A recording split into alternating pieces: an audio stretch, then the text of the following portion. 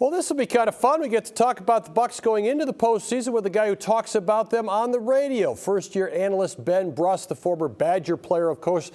Ben, you've had a front row seat for the NBA champions this season. How legitimate a team are they to repeat as NBA champions?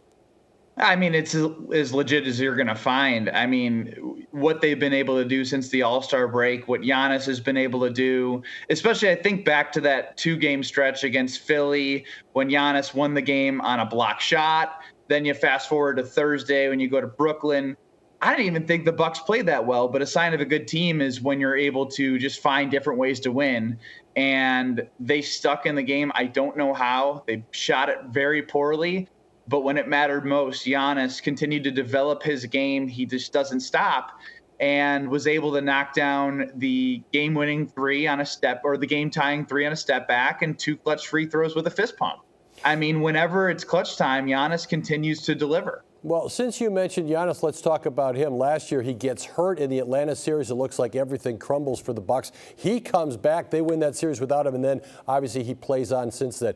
I mean, is there a bigger leader that you've been around? To me, you talk about him, but he just seems like the persona that takes this team up front.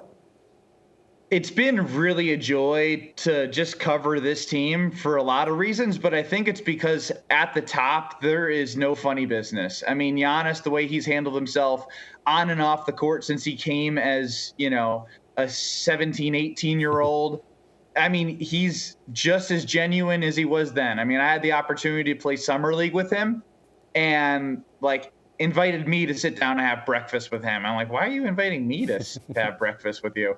But his character is shining. And I think from him to Chris Middleton and Drew Holiday, I mean, Drew's been in the league a long time. He's got a young family, kids.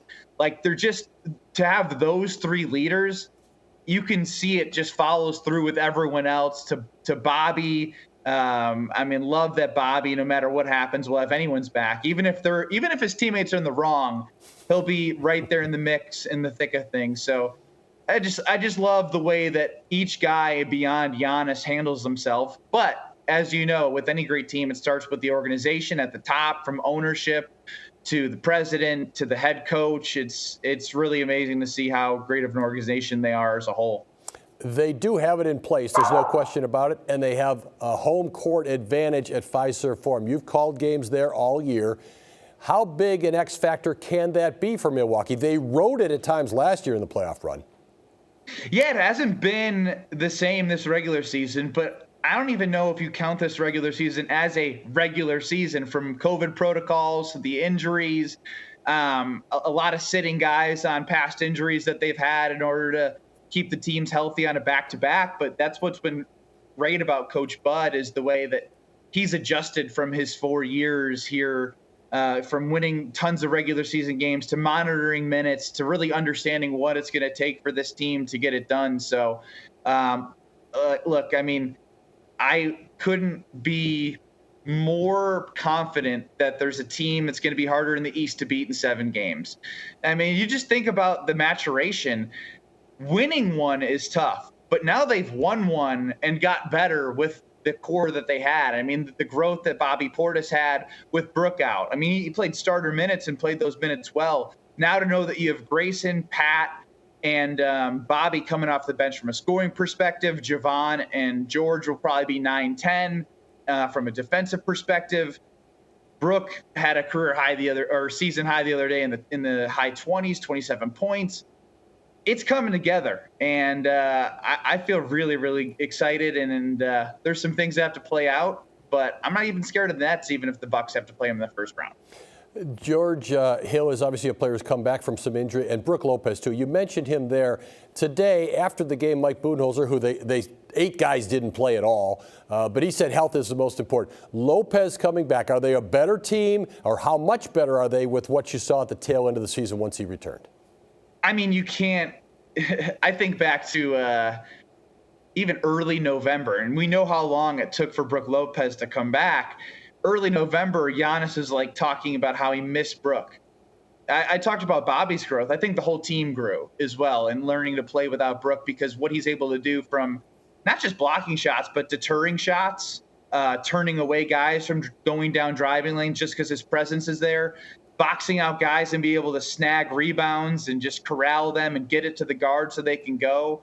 I think prioritization of health is key for this team, and they're the healthiest they've been right now. I mean, it's funny if you look at the injury report, you might not think that in their game earlier against Detroit, but they're the healthiest that they have ever been since game one, and they have the reigning Finals MVP, the most underrated two-way player in the league in Drew Holiday, and Chris Middleton, a guy who could be 1 for 8 in the first half and score 15 in the second half unanswered.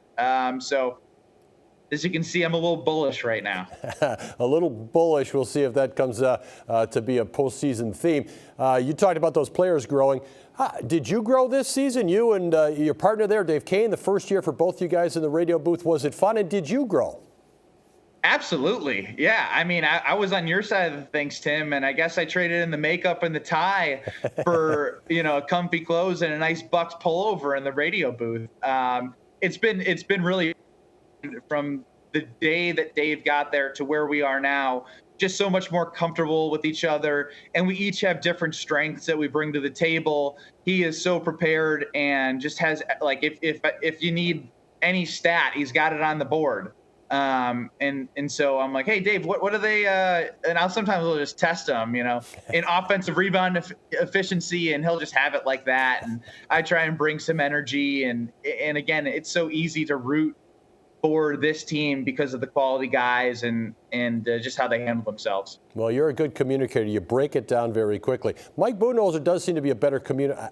That might not be fair. The guy won a ton of games. But the adjustments, that was kind of a knock on him going to the playoffs last year. He seems to have adjusted with this team, and they've adjusted back to him. It seems like it's very much one train on the track right now. Is that the same read you have? Absolutely. I mean, I think you couldn't say it any better from the standpoint of just being connected. This group is connected from the training staff to Coach Budenholzer to the players and the understanding of what they're working towards. And I think Coach Budenholzer earned that extension. He adjusted so well in the NBA Finals. From the first couple games, Devin Booker and Chris Paul were getting off, and they played a lot of drop coverage, which is a ball screen scheme with Brook Lopez. And then what Drew Holiday was able to do once Devin Booker got hot, they put Drew as the primary defender on Devin and sort of made Chris Paul beat them as they hard hedged and recovered and switched. So he adjusted just tremendously in that series. And then it helped to have the playmakers and Giannis that he was with, the Valley Oop and the block against Ayton. I'm getting a little throwback right now and those great feelings that hopefully we can see more of that in the coming months. Well, lastly then, let's wrap up with this, Ben. You played high-level basketball. Part of the joy of March Madness is it's one and done. It's a single elimination. A series is so different. We certainly saw that last year with the ebb and flow of the Bucks in the various Eastern series and then, of course, in the NBA Finals. What's the key in a series as opposed to just the one-off nature of college basketball?